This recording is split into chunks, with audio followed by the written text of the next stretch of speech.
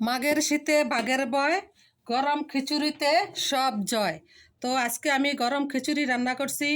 ইমরান আব্বুর থালিটা সাজায় নেই, দেখেন কিভাবে সাজাই। একদম গরম গরম খিচুড়ি, কনকনে শীত, গরম গরম খিচুড়িতে অনেক মজা। সাথে দিচ্ছি সালাদ সালাদ আর এই যে ইলিশ ভাজা। আমার ভাই ইলিশ মাছ কিনে আমার জন্য পাঠিয়েছে। শাহরিয়ার সুজনকে যেন আল্লাহ হায়াত দারাজ করে এবং শরীর সুস্থ ভালো রাখে, রুজি রোজগার বাড়ায় দেয়। আমার জন্য ইলিশ মাছ পাঠাইছে। দিলাম ইলিশ মাছ ভাজা আর সাথে লেবু, এক পিস ডিম।